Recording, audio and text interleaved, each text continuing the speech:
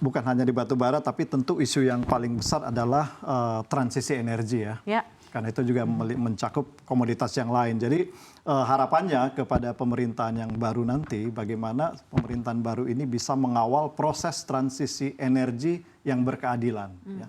Yang berkeadilan itu tentu saja bukan hanya bagi bangsa, ya penerimaan negara juga dioptimalkan, tapi juga bagi masyarakat ya, masyarakat yang terdampak, masyarakat luas, dan juga pelaku usaha. Karena kita juga pelaku usaha, ya termasuk di nikel dan mineral yang lain, kita adalah juga bagian dari bangsa ya, jadi kita juga rakyat. Nah, proses transisi energi yang berkeadilan ini menarik apa yang disampaikan oleh Pak Jokowi waktu pertemuan di ASEAN Zero Energy Community di Tokyo ya beberapa bulan yang lalu. Di situ beliau menyampaikan bahwa proses transisi itu harus benar-benar unik ya, sesuai dengan kemampuan masing-masing negara. Jadi bisa dibahasakan Indonesian way just of energy transition. Jadi energy transisi yang berkeadilan dengan cara Indonesia.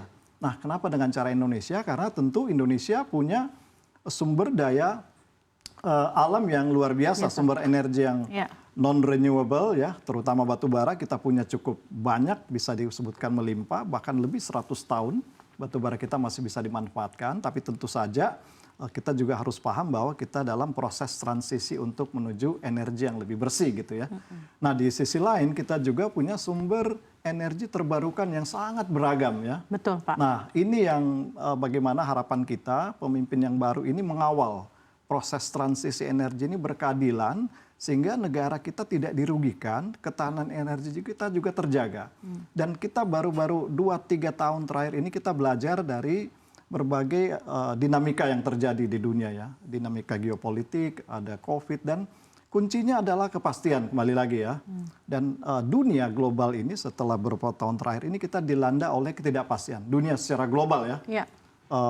Kita nggak tahu kemarin COVID tiba-tiba ya membuat kita lumpuh seluruh dunia.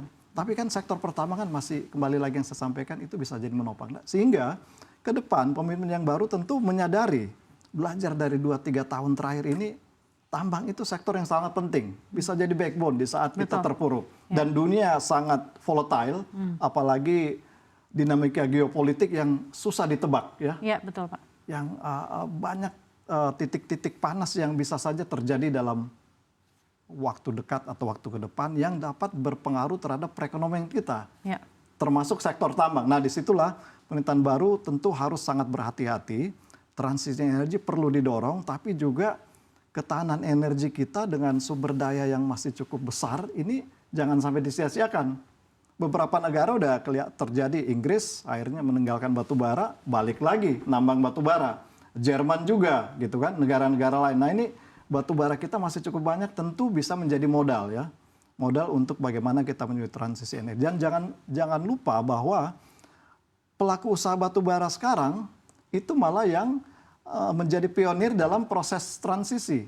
Kalau kita lihat investasi dari perusahaan-perusahaan besar ya, yang bisa kita lihat ya, yang perusahaan-perusahaan publik yang besar, mereka sudah melakukan diversifikasi ke energi yang lebih bersih. Dan kalau kita hitung jumlah investasinya itu malah lebih besar dari investasi dari perusahaan-perusahaan yang khusus di energi non-renewable. Oleh karena itu memang perlu insentif yang tadi sampaikan Pak Alex, bagaimana agar perusahaan-perusahaan yang sekarang menjadi leading, perusahaan-perusahaan fosil, terutama batu bara, bisa mendorong arah transisi. Dan yang harapan kedua tentu tadi juga insentif perlu sangat diperlukan untuk menuju agar batu bara bisa diolah ke depannya ya menjadi energi yang lebih bersih untuk mendukung industrialisasi. Oke, jadi malah titik beratnya Anda lebih kepada bagaimana nanti pertambangan ini bisa juga memberikan dampak yang begitu besar untuk transisi energi ini tadi ya Pak ya, karena kan memang itu adalah masa depan negara kita ya Pak ya, dan tidak bisa bergantung hanya pada fossil fuel energy saja. Karena kan kita Indonesia adalah negara eksportir batu bara termal terbesar di dunia.